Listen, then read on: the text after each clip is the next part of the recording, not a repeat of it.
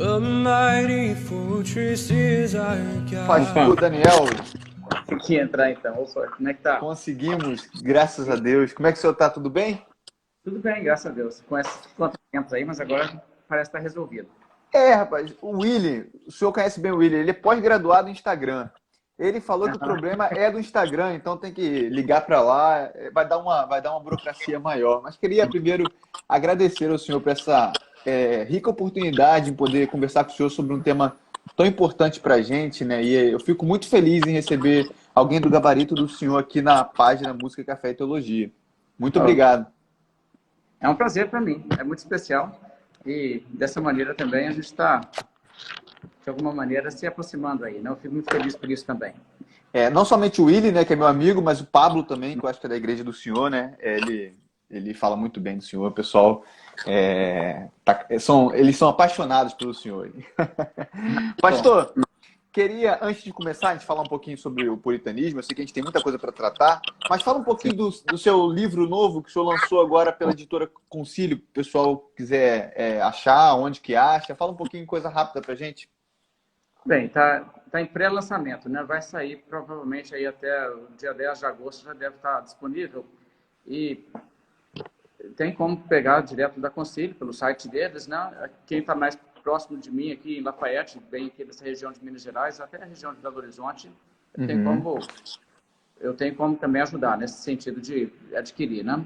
Então, estou por aqui, eu vou pegar assim uma boa reserva de exemplares também, levar comigo quando eu for pregar em igrejas, esse tipo de coisa. Então, aí conforme as pessoas acharem mais fácil de adquirir, pode entrar em contato comigo também. Se alguém quiser me contactar através desse perfil aí do Instagram, apesar que eu não estou seguindo ninguém ainda, né? E não gosto de...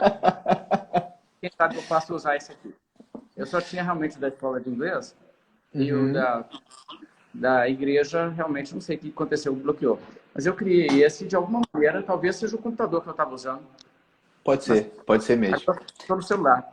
A minha voz está saindo clara aí. Perfeito, pastor, perfeito. O nome do livro é Perseverança pela Graça, né? Isso, já. Uhum. Que legal, que bacana. Não, pessoal, se estiver interessado, contacte aí o pastor aí pelas mídias que ele vai viabilizar para a gente esses exemplares.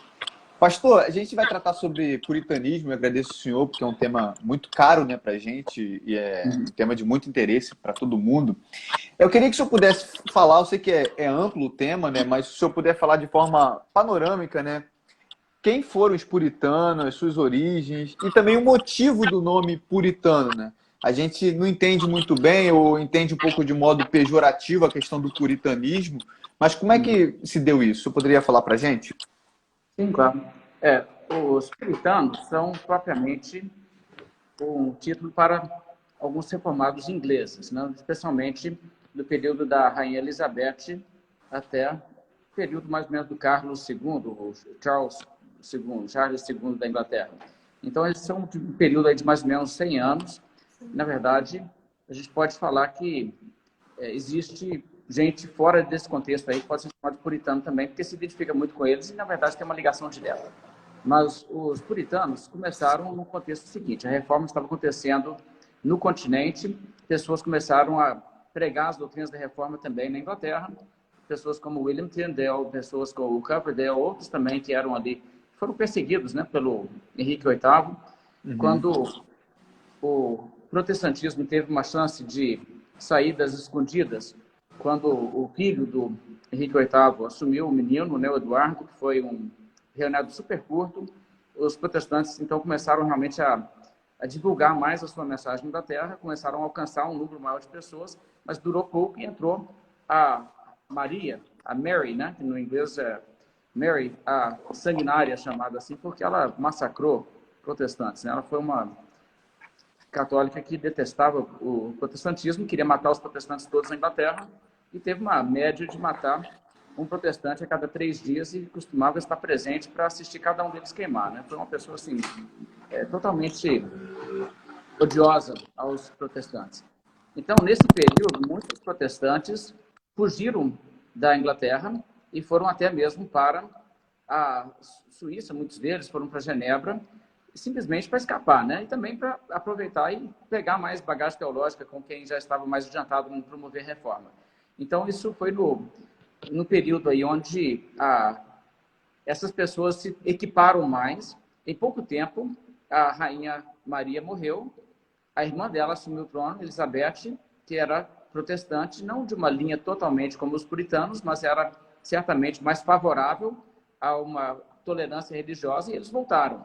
E quando eles voltaram, com uma forte influência do protestantismo do continente, especialmente de Genebra, eles chegaram na Inglaterra e começaram, então, a todo vapor tentar promover reforma na igreja. Então, o que aconteceu é que, ao invés de entenderem que não poderiam cooperar com a igreja do Estado, como tinha uma monarca que era de profissão protestante, eles entenderam que a questão era ficar ali naquela igreja e promover reforma real ali.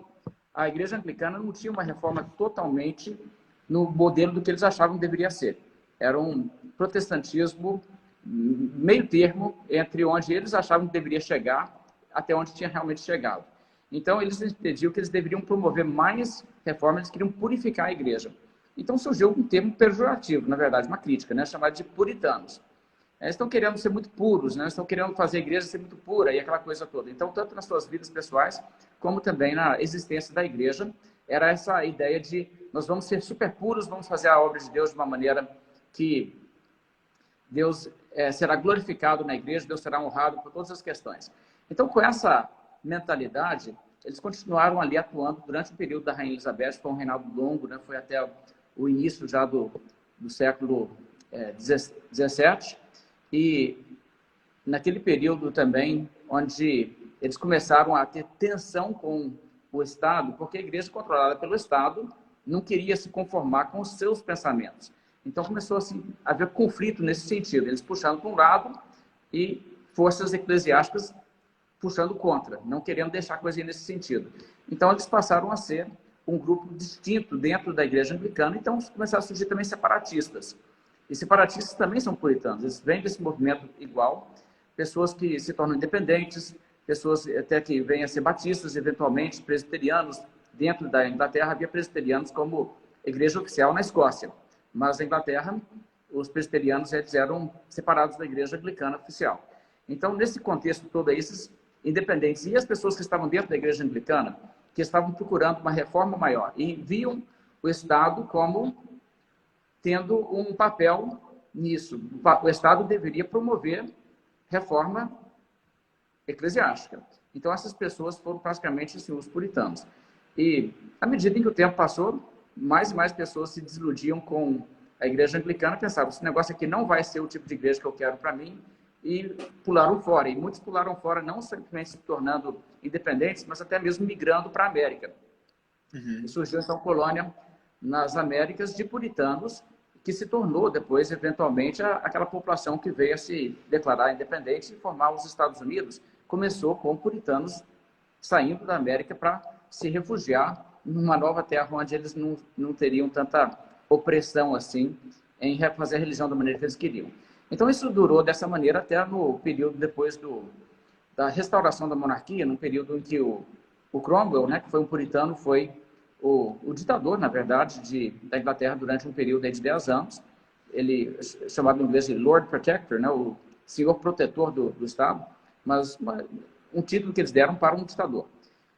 Depois que ele já não estava vivo, os puritanos perderam o controle, a monarquia foi restaurada, o rei detestava os puritanos tinham executado o pai dele, e ele não tinha nenhuma afinidade com puritanos, e ele fez tudo que podia para acabar com os puritanos. E, de fato, ele conseguiu enfraquecer muito o movimento, e, de uma certa maneira, o movimento não teve uma data de fim. Verdade. Mas eu vejo que ele foi perdendo sua força até que, se poderia dizer assim, não tem mais um movimento puritano significativo. E, basicamente, isso acontece nesse período aí do Carlos II. Interessante. Pastor, eu tirei o fone aqui que estava dando um eco, mas o senhor está me ouvindo bem? E tá, né? Sim, estou. Eu espero que todo mundo esteja ouvindo aí também. A minha voz está dando eco agora? Não. Mas eu tirei o fone, eu acho que melhorou. Se tiver algum problema, se o pessoal puder colocar no comentário aí, a gente tenta melhorar aqui. Mas, enfim. Sim, eu achei que só essa parte que o senhor fez aqui panorâmica já valia a live, né? Foi muita informação bacana e deu para a gente entender bem de forma abrangente mesmo que foi o puritanismo. Eu achei interessante também o senhor citar que o termo puritano era algo pejorativo, né? Assim como o calvinismo, enfim, né? Não era algo para poder valorizar ou fazer valer aquilo que eles faziam de bom, nada disso, né? É algo pejorativo. Sim, certamente. Mas o povo de Deus passa muito por isso, né? Até parece que o título cristão foi com esse tom que eles usaram, né?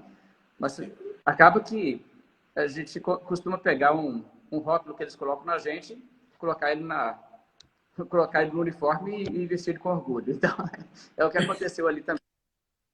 Muito interessante isso. Agora, tratando mais da questão teológica, ou a teologia puritana propriamente dita, a gente tende a associar a questão puritana, a teologia puritana, com a teologia dos reformadores e, mais propriamente dito, dos reformadores de ala reformada, né? Os genebrinos, Zwinglio, Calvino, enfim. Como é que a gente pode fazer um paralelo da questão teológica de Calvino, Zwinglio, da ala reformada, com a questão dos puritanos? O senhor poderia tratar questões semelhantes e questões de distinções dessas duas teologias? Assim, os puritanos são essencialmente uma extensão dentro da Inglaterra do que era o movimento reformado no continente. Então, no continente, basicamente, houve aquela divisão, né, não uma divisão, assim, separação tanto, quanto assim, uma distinção de protestantes como luteranos ou reformados. Reformados, mas como a linha suíça, o que também foi o tipo de protestantismo que prevaleceu na Holanda, em alguns lugares ali. Então, esse tipo de protestantismo é basicamente o que os puritanos se identificariam, né? Eles tiveram essa influência direta mesmo de estarem em Genebra, muitos deles, e os que começaram propriamente o movimento puritano. Depois, claro que não foi aquele intercâmbio tão grande de gente indo para lá, mas continuaram assim naquela direção. Então, o que havia de distinção entre luteranismo e a linha reformada, os puritanos estavam alinhados com os reformados, né? Eles tinham visão de princípio regulador no culto, e não aquela forma mais aberta que os luteranos tinham, que é a forma normativa. Eles também seguiam a visão da ceia do Senhor, que seria a visão de Genebra, propriamente, né? Nem a de Zwinglio, propriamente. Estavam mais alinhados com a visão reformada. No caso aí, mais a Calvino ou a Zwinglio? Mais a Calvino. Mais a Calvino. Eu não conheço... assim, os batistas gerais tiveram uma posição de memorial. E, fora isso, eu não sei de ninguém ali, mas os batistas gerais geralmente não são muito considerados puritanos. Eles começam como puritanos, mas eles se separam, né, quando vão para essa linha de serem tanto batistas como serem também de expiação geral, aquela ideia que arminiana. Interessante. Agora, os puritanos também são muito conhecidos por essa visão de pureza no culto, né? E eles carregam muito essa bandeira do princípio regulador de culto, que, inclusive, os reformados vão trazer e vão carregar, até os presbiterianos. Hoje, os batistas reformados têm essa tradição de princípio regulador, que distingue os luteranos, que observam a questão do princípio normativo. Como é que a gente entende essa questão da herança do culto reformado na questão puritana? E agora eu toco com o senhor na questão da salmodia exclusiva, né? Porque muito se é atribuído aos puritanos e até muita gente encara como um certo exagero essa questão da salmodia exclusiva. Se eu pudesse fazer uma abordagem para a gente da questão do princípio regulador nos puritanos e falar se a culpa da salmodia exclusiva, digamos assim, a culpa entre aspas, é de Calvino ou é dos puritanos? Ok. Bem, antes de chegar nessa questão dos salmos, deixa-me falar um pouco sobre o princípio propriamente. Os puritanos, como se identificavam muito com a linha reformada tinha essa ênfase. A doutrina era calvinista, quase todos os puritanos foram calvinistas, tem umas 3, 4 exceções se observar nomes importantes, mas os puritanos eram essencialmente calvinistas que acreditavam no princípio regulador no culto. Eles viam basicamente tudo que não era prescrito na Bíblia como uma coisa que deveria ser tirada de culto. Então, eles eram contra até mesmo cerimônias que poderiam parecer inofensivas numa perspectiva luterana. Então, quando eles viam corais profissionais, eles não gostavam disso, eles queriam que fosse canto congregacional exclusivamente. eles tinham uma ênfase, claro, muito grande na pregação bíblica, pregação expositiva, era o centro do culto. Então, o culto girava em torno daquilo mesmo. Eles tinham, às vezes, pregações que, em alguns casos, duravam 2 horas e o pessoal ficava bem ali, mostrando bastante interesse e fervor nesses contextos, né, de igrejas que eram realmente puritanas. Os puritanos tinham uma preocupação de que pregação tinha que realmente acontecer em todos os lugares. Então, teve até momentos onde eles não conseguiram instalar pregadores que eram realmente qualificados em igrejas de algumas paróquias lá da igreja anglicana. Então, o que eles faziam, eles, por obrigação, tinham que ir naqueles cultos, mas estabeleciam horários no domingo, à parte do culto, onde eles se reuniam e alguém que eles entendiam era qualificado pregava, para o povo não ficar sem pregação. Pregação era, assim, essencial à vida deles, né? Então, eles eram bastante... davam muita ênfase a isso aí. Então, eu vou ler uma questão aqui, uma declaração de um documento que eles têm. Esse aqui é o Diretório de Culto Público, diz: ao apresentar as doutrinas do texto, seu cuidado deve ser, primeiro, que a matéria seja a verdade de Deus. Em segundo lugar, que seja uma verdade contida ou fundamentada naquele texto, para que os ouvintes possam discernir como Deus ensina a partir do texto essa verdade. Então, o que eles estão dizendo? A pregação tem que ser a transmissão da mensagem da Bíblia. Vamos ensinar o que a Bíblia ensina e vamos mostrar para as pessoas que... Eu não estou dizendo isso aqui porque isso aqui é o credo da igreja. Eu estou dizendo isso porque isso aqui é o que está escrito na Palavra de Deus. A Palavra de Deus ensina isso. Então, isso aí era uma das ênfases muito grandes deles. Eles tinham, então, toda essa ênfase em comunicar a verdade de Deus e entender a importância da Bíblia. Então, o culto girava em torno da Bíblia. Agora, com isso, claro que existem elementos aí que pessoas introduzem no culto que se tornam motivo de objeção para uma pessoa que aceita o princípio regulador no culto. Agora, o princípio regulador no culto é uma coisa que é difícil você encontrar muita gente concordando plenamente sobre como que ele se aplica. Então, por exemplo, eu sou de uma linha batista, né? Alguns batistas vão dizer, não, questão de batismo exclusivo de crentes é uma questão de princípio regulador no culto. E um presbiteriano ou um congregacional que é a favor do princípio regulador no culto não vai entender dessa maneira. Então, você vai ter esse tipo de distinção em relação a como aplicar o princípio regulador no culto em uma questão ou outra. Então, nisso entra também a questão da música.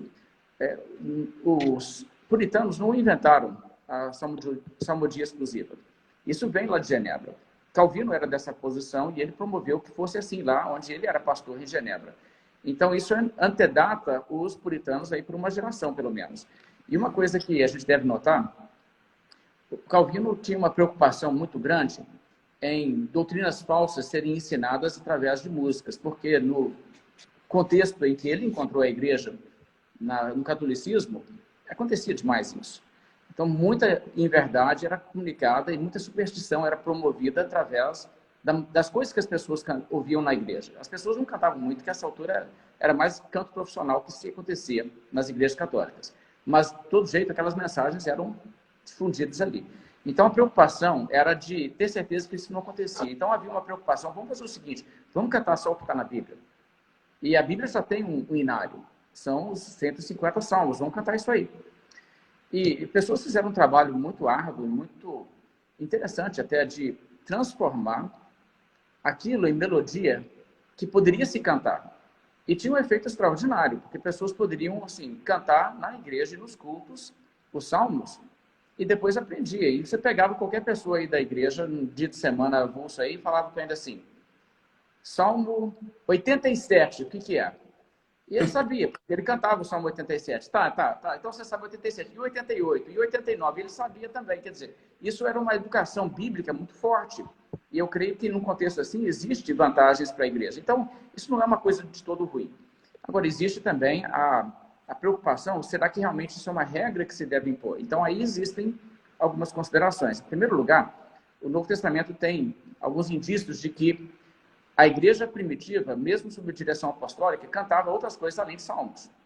Então, nós temos evidência, por exemplo, em Filipenses 2, em alguns outros trechos aí, de canto que provavelmente procede da igreja primitiva, como culto, que não era parte dos livros de salmos, mas que foi até incorporado no texto bíblico com respeito pelo que estava sendo declarado ali. E você também tem, claro, em Apocalipse, cântico que é dado em adoração a Deus, que não é salmo. Então, isso já levanta um questionamento. E existe também uma outra preocupação. Se a gente toma a ideia de que quando eu louvo a Deus cantando, eu só posso usar o texto inspirado, por que limitar isso? Por que não dizer também que eu tenho que fazer oração? Qualquer hora que eu quiser orar, eu vou orar só uma oração que já está na Bíblia. Então, o que eu faço? Eu vou pegar uma oração ali do apóstolo Paulo e eu vou decorar ela, e na hora de fazer a oração, eu vou fazer aquilo. Não posso fazer uma oração espontânea minha? Ou existe também a preocupação de pregação. Porque quando eu prego, também estou exaltando, louvando a Deus, e eu vou poder somente falar as questões que o texto bíblico diz, eu não posso expor a Escritura. Porque existem instruções claras na Bíblia de que o texto deve ser explicado, deve haver ensino. Então, não é somente fazer leitura bíblica no culto. Agora, para se entender como que isso aí se torna realmente uma coisa pertinente, não é uma especulação fútil falar sobre isso, entre batistas gerais, eles tomaram exatamente essa postura em relação à pregação. Cortaram pregação, falaram, não, só pode ler o texto bíblico. E alguns ainda pegaram e falaram o seguinte, mas olha, o texto que foi inspirado não é o texto na nossa língua, é o texto na língua original, então tem que ler na língua original. E vamos nos ater a isso e falar só isso. E o que aconteceu? O povo ficou sem ensino, e igrejas que foram nessa direção, elas apostataram. Em coisa de aí, uma geração, 2 gerações, entraram em doutrinas falsas e não tiveram o ensino bíblico com clareza para evitar isso. Então, eles realmente apostataram, no sentido assim, tornar-se socinanos, negando a divindade de Jesus, negando até mesmo a inspiração da Escritura. Coisas assim aconteceram nesse contexto onde pessoas acharam que levar o princípio regulador no culto significa que, na hora de falar, é só o que Deus falou no culto. Então, você vê como que isso aí é problemático. Então, assim, é possível você pegar isso e ir além da medida. Então, eu diria que o que você tem que fazer é pegar, assim como o Novo Testamento fala, você tem que ler a Escritura e pregar a palavra, o que Paulo instrui, por exemplo, a Timóteo, e várias passagens falam sobre isso. A mesma coisa também, quando a Bíblia fala sobre o canto, o louvor que nós temos para Deus, existe a margem ali para que Deus seja louvado, sim, com salmos, mas não somente salmos, também com outros tipos de composição que são feitas, que são bíblicas, né? Então, eu diria que isso aí é uma coisa que abre perigos também. Não é uma coisa que é apostasia, de forma nenhuma, claro que não. Mas, em alguns casos, aí, levar esse raciocínio muito longe pode gerar problemas graves. O senhor fala tão bem que dá até pena de interromper, mas eu vejo que o senhor tratando essa questão do salmo é muito interessante, porque é diferente do salmo ser padrão para aquilo que a gente vai estabelecer como cânticos espirituais, por exemplo. Vai cantar sempre tendo o salmo como uma boa baliza da igreja nos cânticos espirituais. É diferente de eu falar assim, eu não só vou cantar, ou como o senhor falou sobre a questão de eu só vou ler o texto, posso explicar. Fica muito exagerado e sai do propósito bíblico, inclusive daquilo que a gente tem que fazer, em ponderar no texto, em estudar o texto, em ensinar o texto, como o senhor bem falou, né? Achei muito interessante essa fala do senhor. Pastor, ainda assim, puritanos, né? A gente também tem uma ideia, né, formada na nossa cabeça, muitas pessoas têm, claro que não conhecem tanto, que os puritanos eram pessoas mais parecidas com fundamentalistas americanos, né, no sentido que eles eram isolados, carrancudos, não queriam saber da cultura, não queriam saber do mundo, criavam uma cultura chamada de gueto, que a gente fala, né? Ou seja, é a nossa cultura da ali e se isola do mundo. Mas pelo que eu tenho lido, eu acho que não, né? Eu acho que os puritanos entendiam bem a questão cultural. Você poderia falar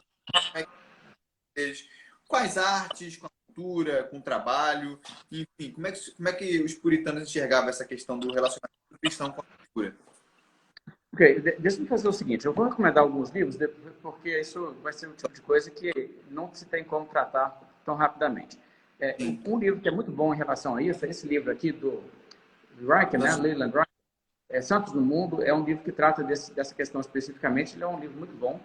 Você vai encontrar também bastante coisa que ajuda nisso, em relação a esse livro aqui, do Lloyd Jones, Os Puritanos. Esse livro é talvez um dos mais ricos, né?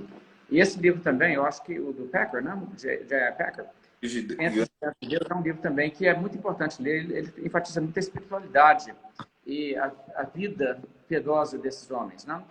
E mulheres também. Eu falo homens porque os pregadores propriamente, mas a comunidade cristã ali toda.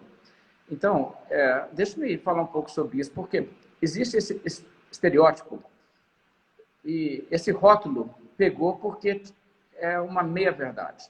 Não deixa de ter uma realidade, não. Então, a gente tem que ser um pouco equilibrado nisso. Quando a gente fala dos puritanos, a gente tem que entender que, em alguma medida, os puritanos teriam diferença com qualquer pessoa que eu conheça hoje, que está aí se identificando muito com eles. Então, vamos pensar um pouco sobre isso. Eles foram além de uma postura como o João Calvino e o pessoal de Genebra, que os influenciou em alguns pontos. Você vai encontrar, por exemplo, puritanos dizendo que não pode brincar com os filhos, não pode rir com os filhos.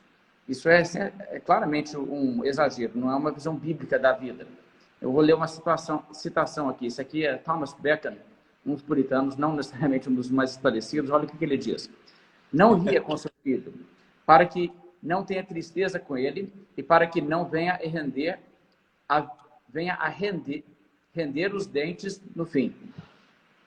Não lhe dê liberdade na sua juventude e não tolere suas loucuras. Curve seu pescoço enquanto é jovem e batalhe nos lugares adequados enquanto é criança.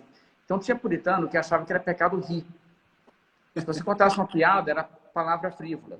Qualquer piada, qualquer brincadeira, igual você acabou de fazer aí. Eu já peguei.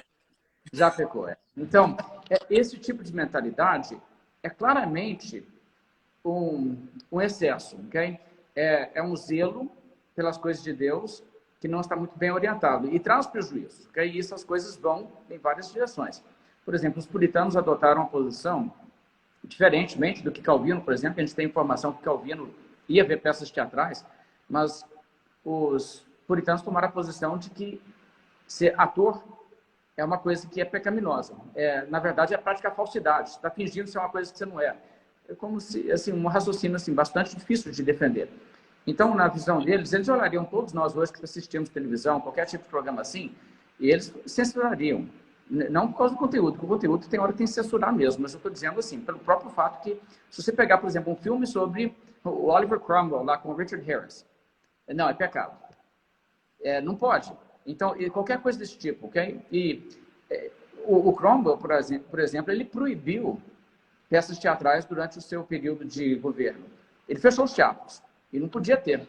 Então, esse é o tipo de coisa que a gente tem que entender. Isso foi uma característica dos puritanos que trouxe sobre eles também um rótulo. Então, o que as pessoas fazem? Quando você vê que uma pessoa tem um perfil assim, a tendência é as pessoas exagerarem. E isso que realmente pegou, ok? Então, quando a gente fala nesse sentido, os puritanos não eram pessoas que eram contrárias a alegrias na vida e coisas assim. E uma coisa que você deve perceber, se você ler sobre os puritanos, ler os sermões e coisas assim, você vai perceber. Eles eram muito a favor da família. A família eles tratavam como uma coisa de muito especial. O casamento, eles valorizavam a ideia do amor romântico e davam uma ênfase a isso aí que, de certa maneira, mudou o rumo até mesmo da cultura de língua inglesa, que afetou, de certa maneira, o mundo inteiro. Hoje em dia existe o ideal do casamento por amor romântico no Japão. E eles devem agradecer aos puritanos por isso, que isso vem dos puritanos. E eu diria que os puritanos pegaram isso da Bíblia. Mas esse tipo de conceito é um conceito que muitas vezes você vai ver que eles vão representar incorretamente puritanos, como se eles fossem pessoas que achavam assim, que não, você não pode ter nenhuma alegria na vida. E não é bem assim, não. Então, nesse sentido, a gente tem que ter uma clara percepção de onde os puritanos realmente tiveram tendências a excessos que criaram também essa rejeição do modelo puritano pela sociedade, como essa questão de fechar teatro e proibir isso aí. E também não tomar alguns pontos assim para exagerar e caracterizar como se nenhuma coisa eles aceitavam, né? Mas eu diria que falar que você não pode brincar e rir com seus filhos é um desequilíbrio muito sério. E a gente não precisa de ressuscitar isso aí, não. Tem certas coisas dos puritanos que a gente pode falar assim, isso aí pode ficar lá mesmo. Eu até parei de rir aqui agora para garantir que eu não estou pecando, pessoal. Não, mas agora você vai ter que manter isso o resto da vida, e já estragou. Já era, eu não consigo. Eu tô com você nessa, então. Para minha porta, bater na porta, não consigo. Pastor, uma questão também que é muito enfatizada, isso aí é o carro-chefe, digamos, da teologia puritana, é a questão da santidade, né? E realmente, nesse quesito, como você está falando aí, a gente está muito distante deles nessa busca intensa, né, incessante pela santidade.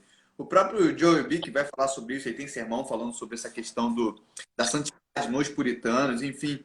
Agora, como que a gente pode entender isso? Nessa questão da santidade, é praticamente impossível alguém se denominar puritano hoje, né? Puritano. E como é que eles encaravam essa questão do relacionamento com Deus e a vida devocional, essa vida diária de busca ao Senhor? Como é que era isso? Essas orações que a gente ouve falar. Sim. Bem, quando a gente fala de ser puritano hoje, eu acho que é mais ou menos como falar que eu vou ser um reformador protestante hoje. Existe um período na história em que podia se fazer isso e esse período já passou. Mas a gente pode estar nos mesmos passos dos puritanos. A gente pode aprender deles e viver aquilo que eles deixam de legado espiritual para a gente. E nesse sentido aí é ótimo, a gente deve fazer isso, na verdade. Então, se a gente fala sobre a espiritualidade puritana, uma coisa que nós vamos ver é que eles eram muito sérios sobre uma vida espiritual pura.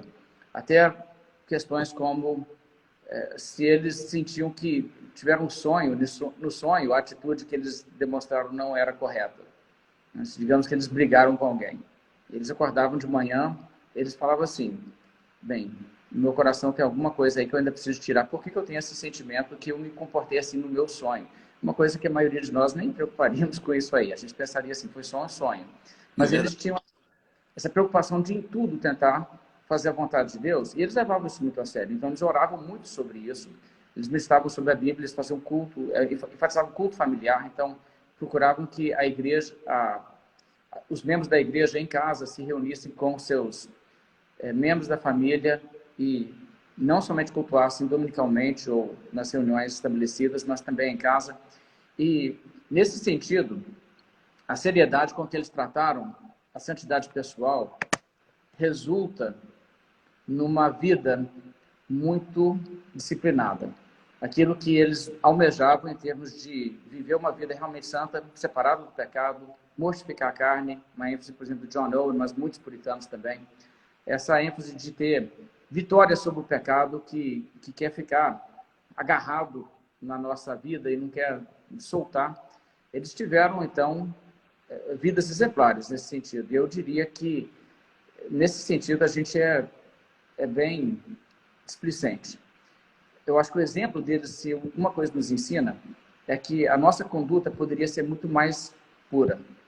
Ela não é tanto simplesmente porque nós não achamos isso tão importante quanto eles acharam. E eu acho que isso é uma denúncia da nossa atitude. Então, aí que eu acho que a gente tem que voltar, a gente tem que ler os puritanos, não ler sobre eles, como os livros que eu mostrei, mas ler eles propriamente, ler John Owen, ler sobre a mortificação da carne ali, ler o Richard Baxter. Sim, Baxter também tem muito material bom sobre isso. E Bunyan, eu acho que Bunyan é excelente nesse sentido. Bunyan tem material que fala profundamente. Ele é uma das pessoas que mais Deus tem usado para falar o meu coração. E tem vezes que eu estou lendo essas pessoas que eu me sinto realmente bastante sob convicção de pecado, né? Eu começo a perceber, a gente não está levando a vida espiritual tão a sério quanto a gente deveria levar. Então, eu acho que isso aí é uma coisa que a gente precisa de aprender com eles, não há dúvida. E isso é muito interessante eu frisar esse ponto, pastor, porque muita gente hoje digamos, mal falada e falada de puritano, né? Porque é uma santidade. Assim. A pessoa busca orar frequentemente, a pessoa busca abster-se dos pecados, abster-se daquilo do mundo, no sentido da influência que sofre, para poder estar diante, recebendo essas influências. E elas são incendiadas ou maltratadas no sentido de falar que são fanáticas, né? São fanáticas. Pessoas, e isso é fanatismo, as pessoas falam assim, né? Mas não, né? Isso é uma busca pela realmente a santidade, a separação, no sentido de agradar a Deus e agradar a Deus conforme a palavra descreve para nós, né? Sim, certamente.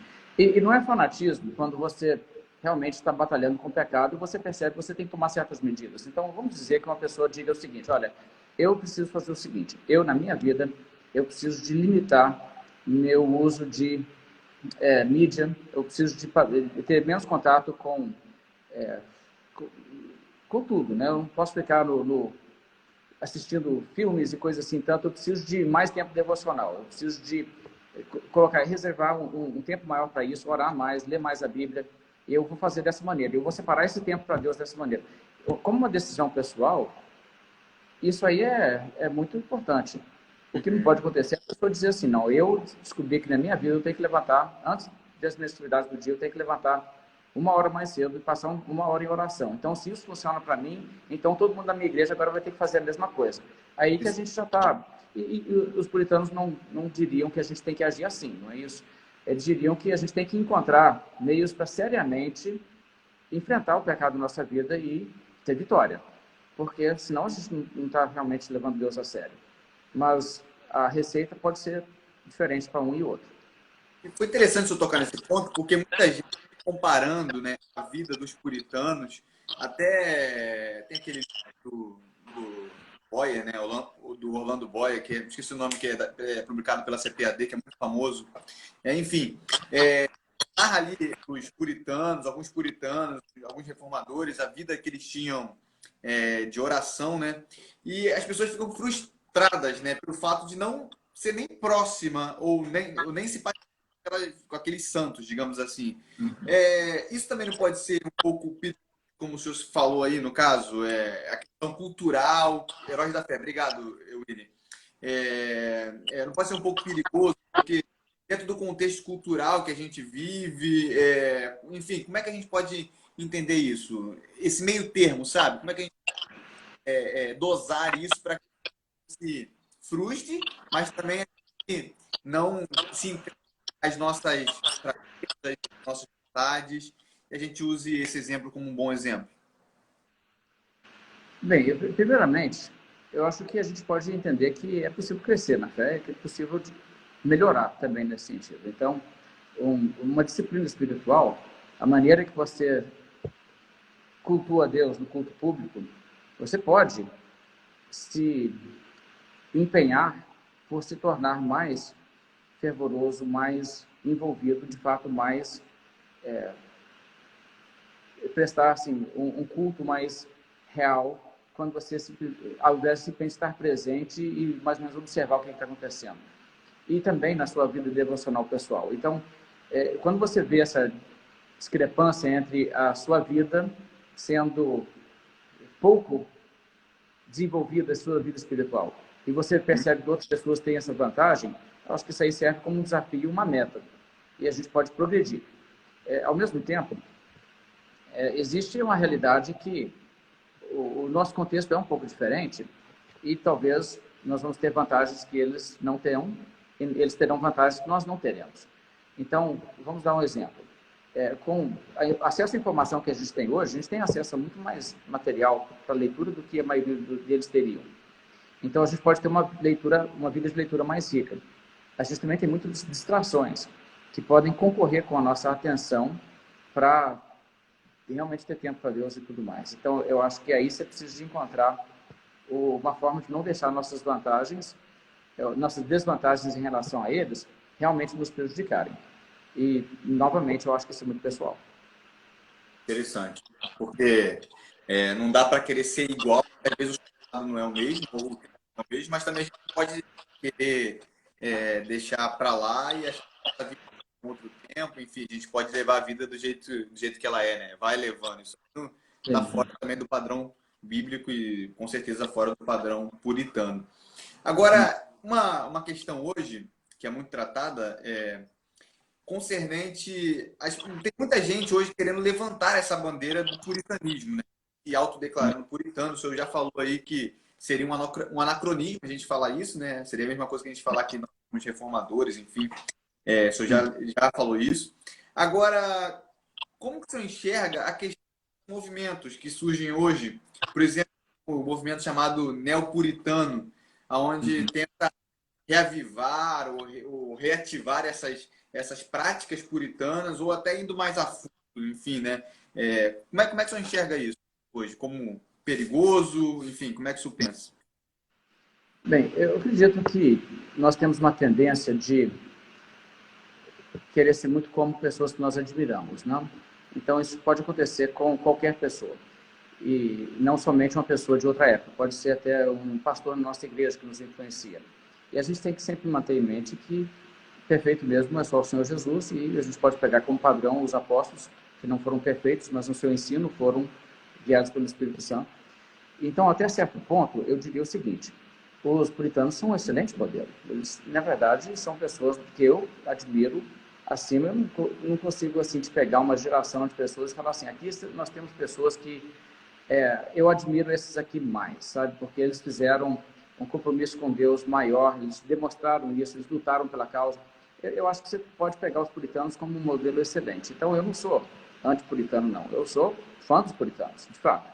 Agora, eu reconheço que eles também eram falíveis. Então, eu acho que o que acontece é o seguinte: a gente tem uma tendência, eu acho uma coisa engraçada, a gente vê um modelo e a gente chega ali, a gente abraça tudo e a gente não questiona nada, né?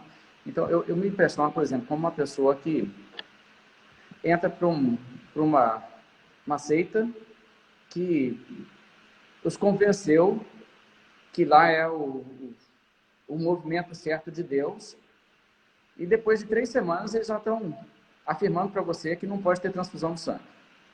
E eu fico pensando, gente, mas como pegou isso na Bíblia? Entendeu? Não tem nada assim que faz sentido isso aí. Mas por que acontece isso? Isso acontece porque as pessoas têm essa mentalidade de fazer pacotes, né? Em vez de analisar ponto por ponto. E a gente pode fazer isso também com relação aos puritanos. Pode fazer isso com relação a Lutero.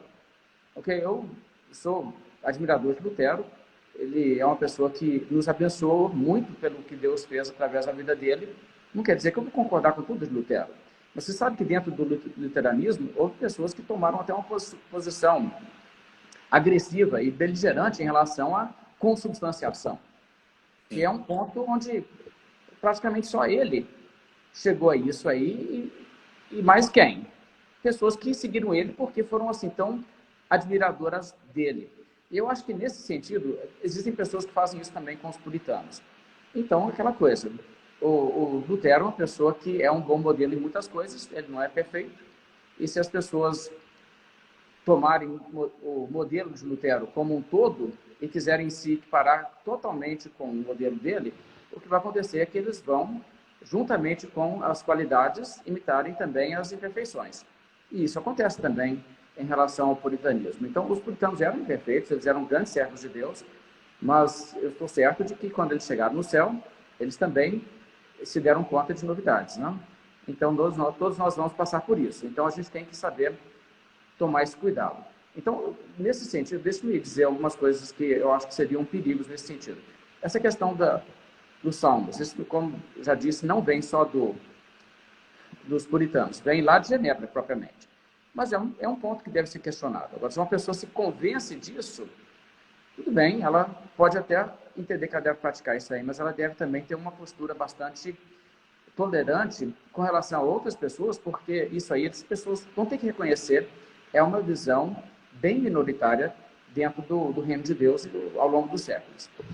Outra coisa também que nós vamos observar, existem algumas posturas que os puritanos, eles foram numa direção diferente do que os reformadores da geração anterior. Vou te dar algum exemplo em relação a isso aí.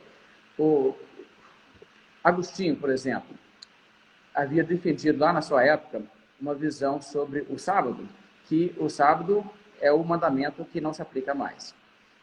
Lutero seguiu Agostinho perfeitamente. Calvino também. A verdade é que Calvino também se alinhou com essa ideia e você vê isso nos seus escritos.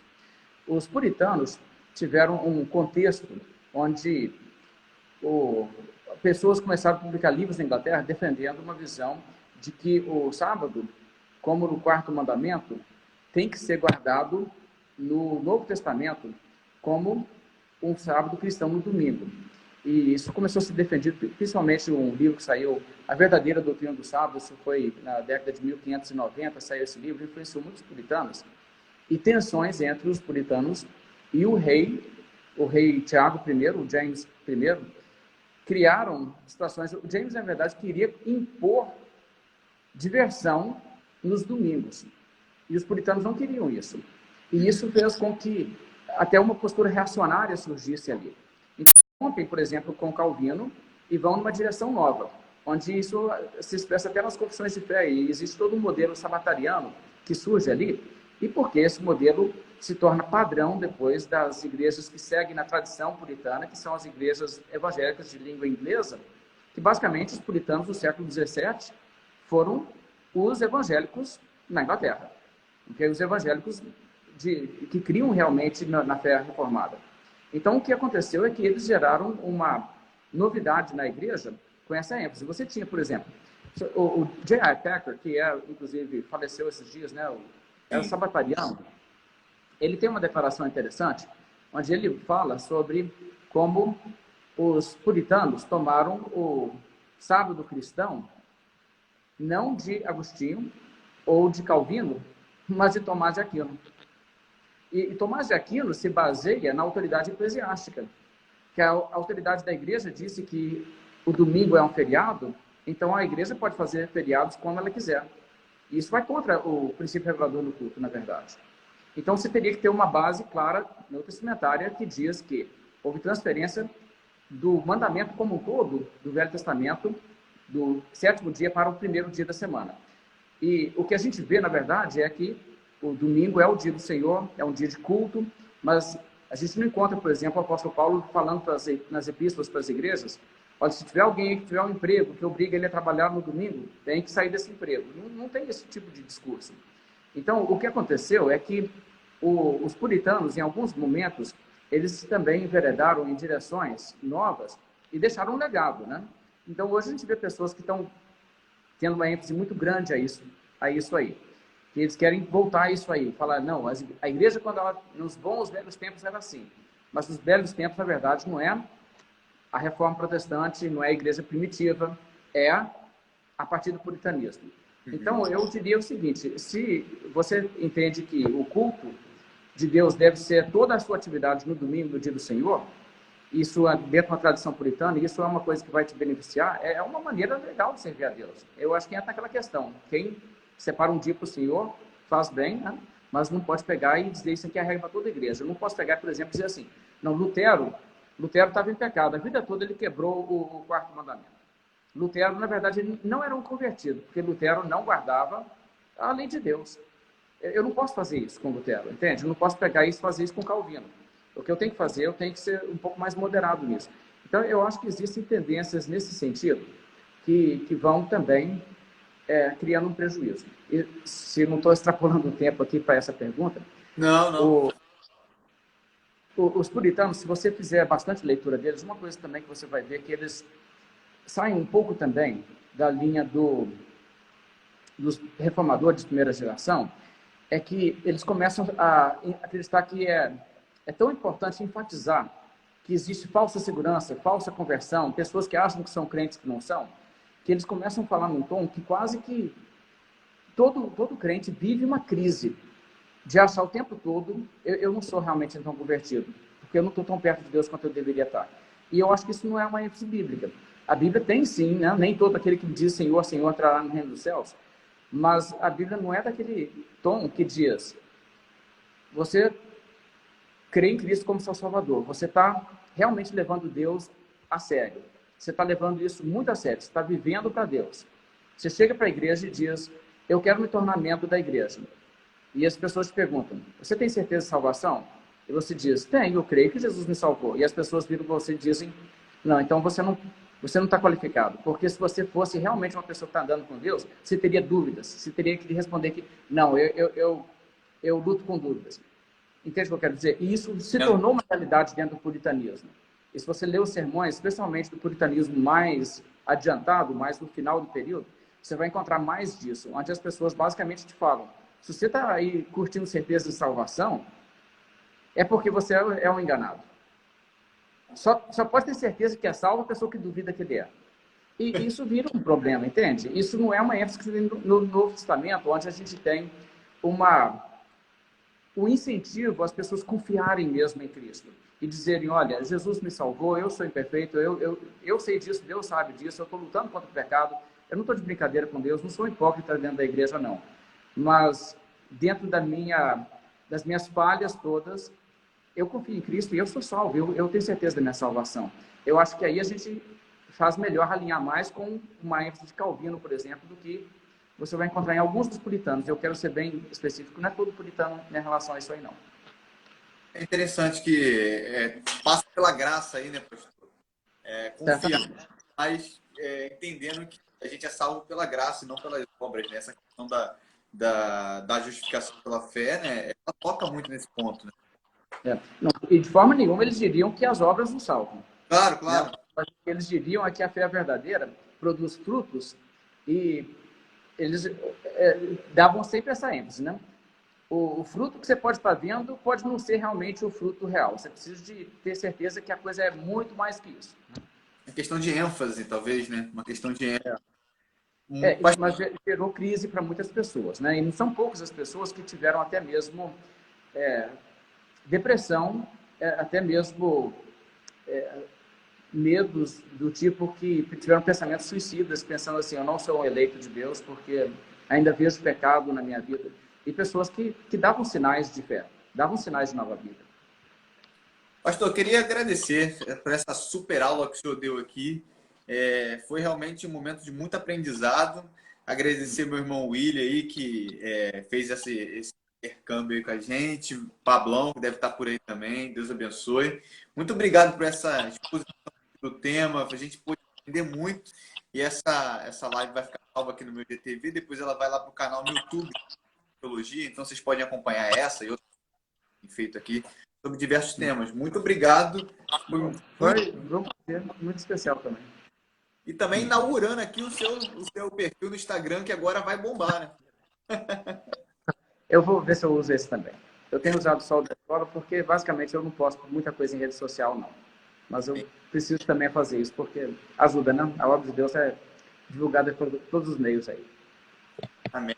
Muito obrigado, pessoal. Deus abençoe. Obrigado, pessoal da Igreja Batista Histórica, né? Lá no Lafayette, né? Aí no Conselheiro Lafayette? Sim, Conselheiro Lafayette. Nós estamos a 100 quilômetros de Belo Horizonte, na estrada indo para o Rio. O senhor é americano mineiro, né? Bem, eu sou filho de missionários americanos, nascido no estado de São Paulo, mas moro em Minas já há um bom tempo. Então eu falo igual mineiro. Maravilha, um sotaque lindo. Deus abençoe. Muito obrigado a todos que estiveram conosco. Foi um prazer.